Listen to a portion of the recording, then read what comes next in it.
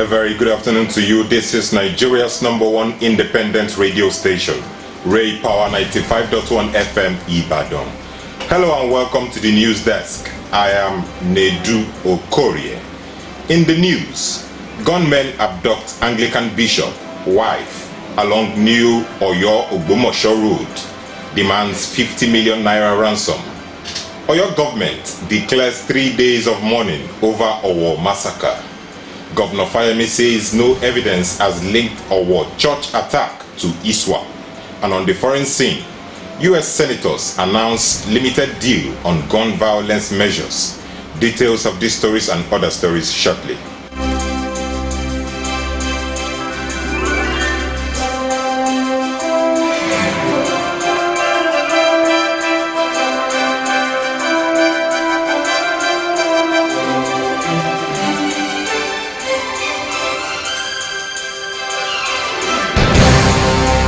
Now the news in details.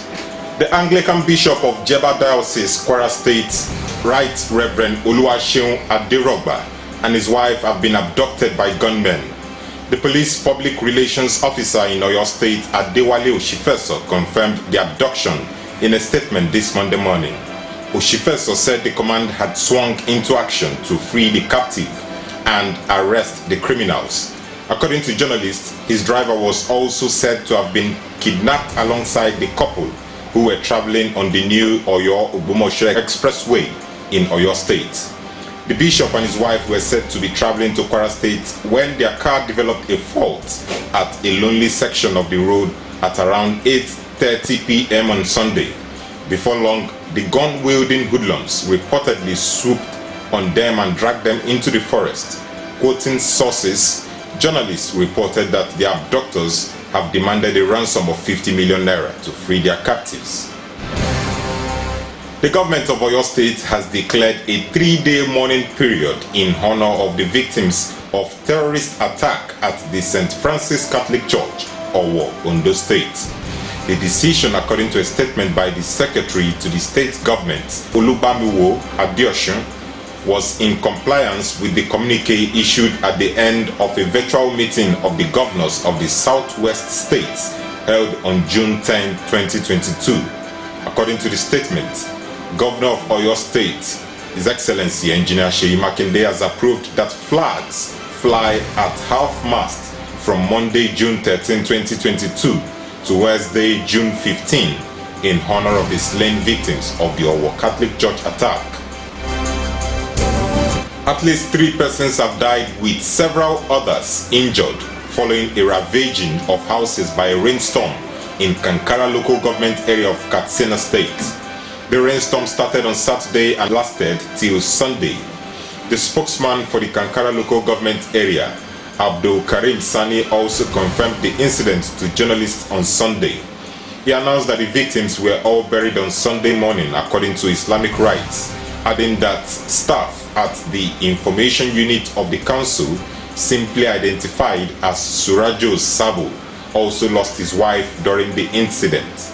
But the Katsina State Emergency Management Agency is yet to react to the incident. Flag bearer for the People's Democratic Party, PDP, in the forthcoming gubernatorial election in Ekiti State, Olabisi Kolawole, says he aims to prioritize security as a means to ensure increased internally generated revenue. Kolawole stated this on Sunday at the Ekiti governorship debate, which held in Ado-Ekiti, the state capital. He further disclosed that his intention for wealth creation is to boost the economy through agriculture. According to him, if elected, his government will revive the agricultural settlements of the past with great stimulus for farmers. The PDP stalwart went on to reveal that he will encourage youths and women to go into farming on productive scale that would bring great commercial returns to the state's coffers. Ekiti State Governor Kayode Fayemi has described the killings linking the Islamic State's West Africa province, ISWAP, to the church attack in Owo as mere speculation.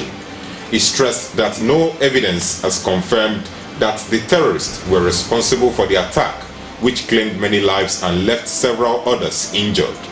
Amid controversy over who was responsible for the incident, the federal government linked the killings to the Islamic State's West Africa province, ISWAP.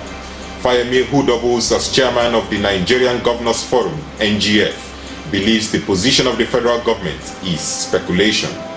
According to him, governors, as the chief security officer of their states, are privy to all manners of intelligence, but not all of them are actionable.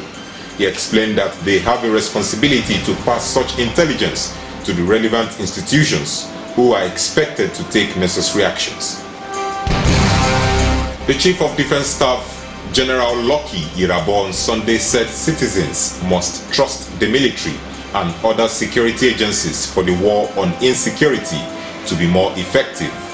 He made the comment while speaking on the television program for Democracy Day. The general noted that a lot of improvements have been recorded in securing the country in the past 1 year.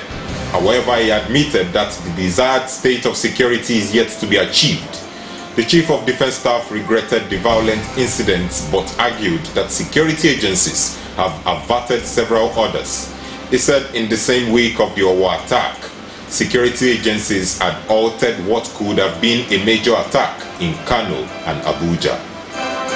You are listening to the news desk reaching you from RAYPOWER 95.1 FM Ibadan. The news continues shortly.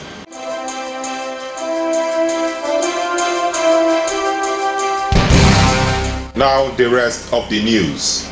A bipartisan group of United States senators on Sunday proposed steps to curb gun violence following devastating mass shootings in Texas and New York. But the limited measures fall far short of the president's call for change.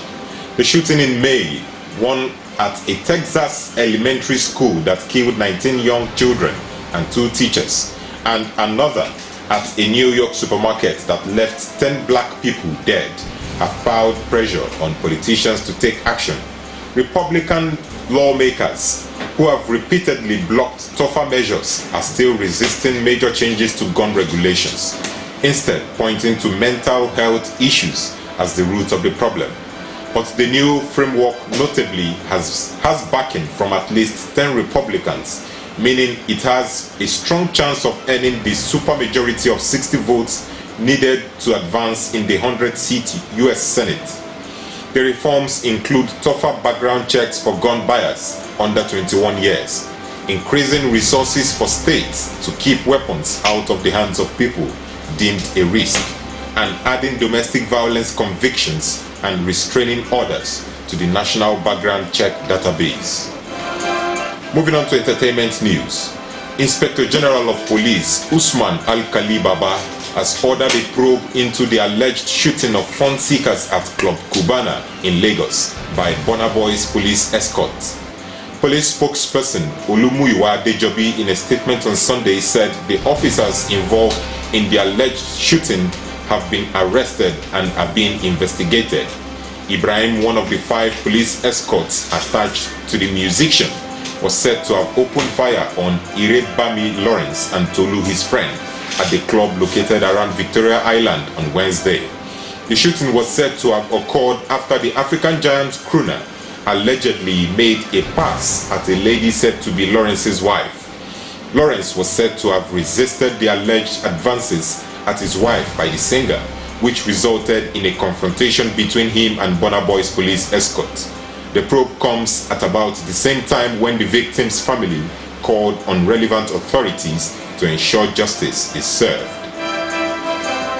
Canadian singer and songwriter Justin Bieber has revealed he is battling facial paralysis after he was diagnosed with Ramsay Hunt syndrome, RHS. RHS is a rare disorder that causes facial weakness or paralysis and a rash on the outer ear. In an Instagram post on Saturday, the 28-year-old musician shared a video showing how the disorder has affected his face. He said his health condition informed his decision to postpone some shows from his Justice World Tour. Bieber also called on his fans to pray for him. Moving on to sports news. Manchester City have unveiled Erling Haaland after he completed his long-awaited £51 million from Borussia Dortmund. The Premier League champions won the race for one of the world's most exciting strikers, who has penned a 5-year deal at Etihad Stadium. The Premier League champions confirmed in May that one of the most sought-after strikers in the world football would be joining. Real Madrid, Barcelona and Bayern Munich were among a host of top European clubs interested in signing the 21-year-old, but he has signed a 5-year deal at Etihad Stadium. The Norwegian international has given his first interview since joining the club and says he can't wait to work with boss Pep Guardiola. That's News Desk from RAYPOWER 95.1 FM Ibadan. In the high points of the news.